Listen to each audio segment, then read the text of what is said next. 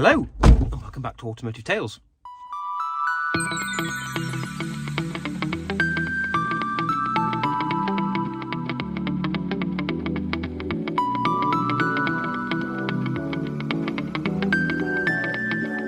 So on today's episode, I am taking Pass The Picasso for a little drive up the motorway. And by little drive, I mean we're going down the A50 and up the M6 into Lancashire. So time to put some mileage on it. And I think we're very shortly going to hit 515,000 miles.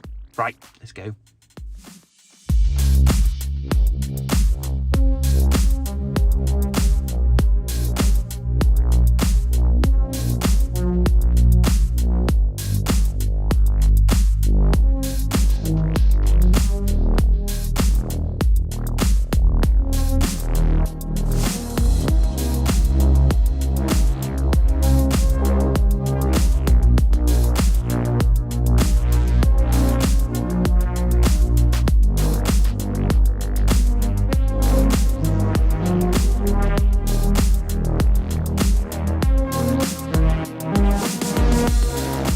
So, sit rep, we are road tripping in the Picasso.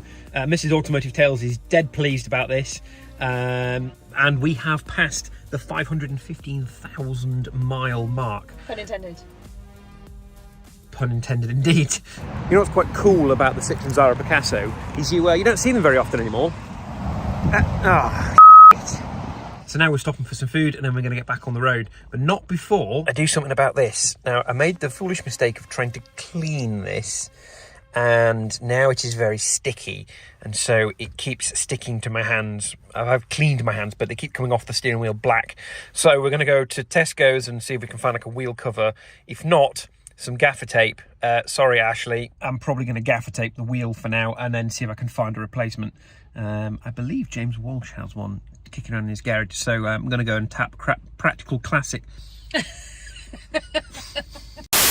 So I'm going to go and tap up Practical Classics to see whether I can get a new steering wheel, because this is disgusting. Right, food first, then some minor repairs, and then back on the road. Then some minor repairs. Sit rep on Pass The Picasso. So we came out of grabbing food only to find this monstrosity. We have a very, very, very flat tyre. Damn it.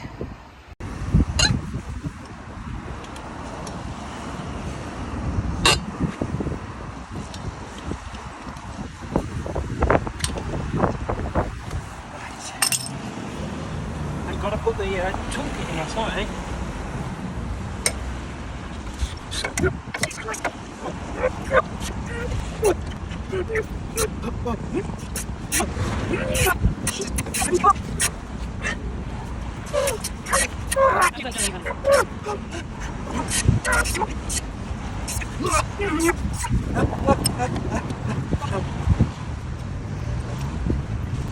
Looks less flat now you've pulled it up. Yeah. It's alright, it's only flat on the bottom.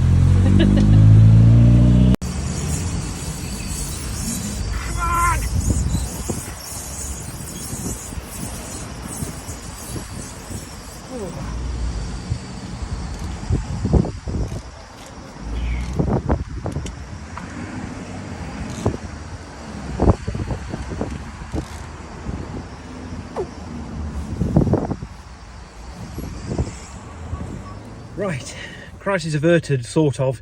I need to change of trousers because kneeling on a wet road is never fun, but there was a spare tyre. The spare tyre was good, albeit, as you'll probably notice from Up and Down's video, it's the wrong rotational direction for that side of the car. It's the same one that he had a flat on the rear, so that's good. We've only got a few hundred miles to go. It'll be fine, right? Right, let's get back on the road.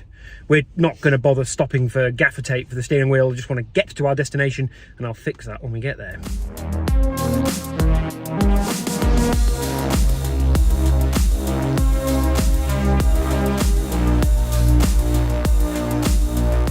Okay, we are 10 miles down the road. As you can see, the car is full of stuff because I haven't put everything back in the boot yet, because I wanted to just check. So when Up and Down vids did some changing around with wheels and tyres, clearly put the wheels back on with an air gun. So it was a bit difficult getting them off, so I wasn't sure whether once I'd kind of tightened it all up, whether I'd have enough torque in the small toolkit I've got to get them reseated. But Everything is still tight, and we must be a good sort of 10 miles down the road.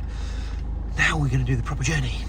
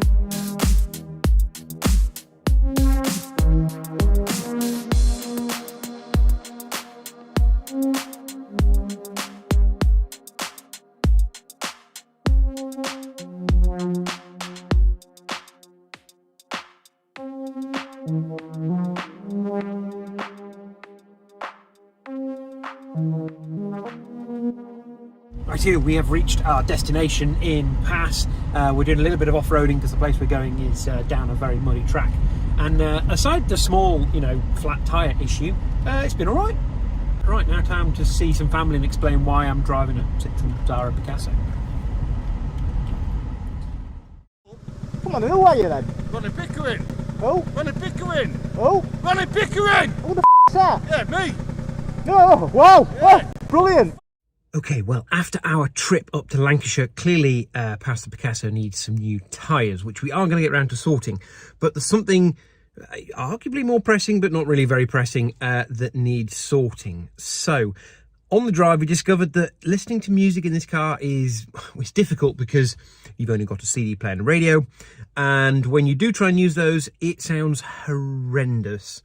So while 500,000 miles plus has been relatively kind on the engine and transmission, it's not been kind on the speakers. They are shot. So we're going to do a little bit of an upgrade to Pass. While it is entirely unnecessary, it will be quite nice to be able to listen to music. So this is probably a little bit overkill, but we've got a nice set of new speakers and I've got some little adapters so we don't have to actually physically change Pass in any way. These can always be removed with original speakers put back in. But sourcing original speakers was proving quite difficult, so this is the solution. So 2 nice new speakers for the front doors, 2 nice speakers for the rear doors, and then hopefully we can listen to some music without it going all the time.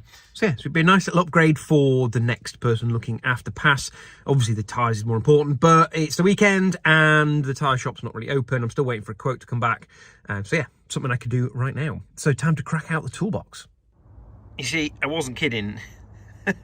There's nothing left down here. Look, it's just completely shot.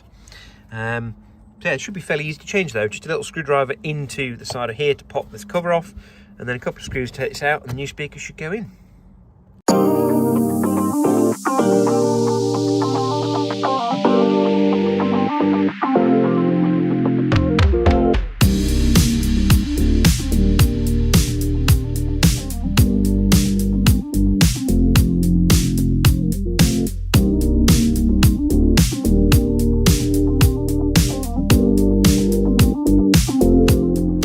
Like that, the speaker's changed, you would never know. One little top tip I have discovered is fit the adapter to the speaker before putting it in the door, rather than fitting the adapter to the wiring in the door and then while holding the speaker with one hand trying to fiddly fit the little terminals here. So yeah, second speaker on the way.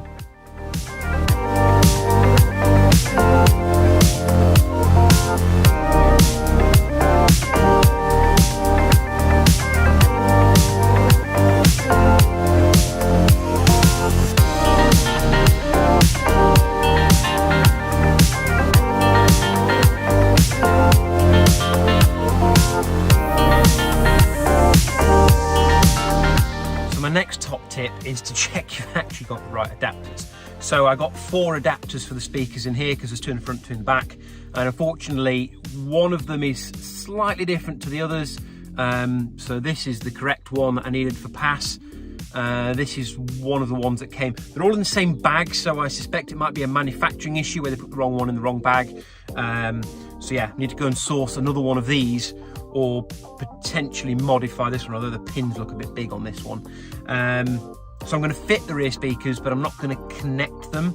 So they'll be there, and then when I've got the new connector, I can just go ahead and pop the door card off and away we go. But I'm now going to trial the new sound system with just the front speakers and see what difference it makes. Unfortunately, I don't know how I can do a sound test, which is why I didn't do a before sound test, because of digital rights issues. I've either got to play you the radio or I've got to play you a CD, and that means I will get a ban on the video because of digital rights and all that sort of nonsense. So you're going to have to take my word for it, I'm afraid. If it had an aux in, I could play you like one of my own videos, which isn't constrained by digital rights nonsense. Okay, enough of that. It works, although it still sounds terrible because the speakers in the back are so bad. So bad. So just to give you a quick update, this was the passenger side one. Like, you can see the Land Rover through the speaker. You shouldn't be able to do that's not how it's meant to be. So yeah, this is fun. It's a bit of a flashback to like the Max Power era, which I'm old enough to have been part of, where the first thing you did to a car was you ripped out the standard speakers and you put in a set of nice fancy cone speakers with these like little tweeters over the top and everything else like that to make the sound much richer. I have to admit, I had a Vauxhall Corsa, and there's a few people probably watching this that will remember it, which had speakers absolutely blinking everywhere. We had speakers up on the top of here with crossovers to control, and speakers in the doors, 6x9s on the parcel shelf because that's what you did. Twin 10-inch subs in the boot with a floor-mounted amplifier, a Rockford amplifier for the sound system. It was great. It sounded incredible. It was far too loud and probably why I'm going deaf. But you know, happy days. Right, let's get those rear speakers out so that I can actually test the front ones properly. So I'm going to get them out, put the new rears in but not connect them, so get rid of the warbling from the rear speakers that are still connected that are, you know, buggered like this one. So the rear speakers are in but disconnected for now, and I can confirm it makes one heck of a difference. I can also confirm that Thriller is a great song for testing new speakers, and it actually sounds really good even with the 2 front door speakers.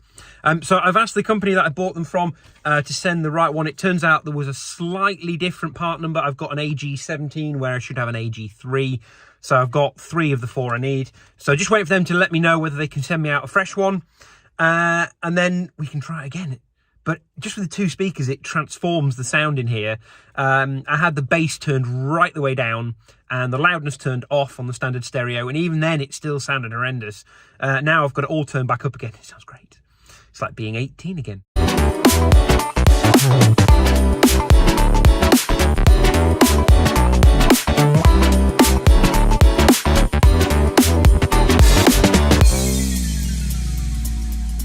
Don't forget to like, comment, share, and subscribe. Thank you for watching.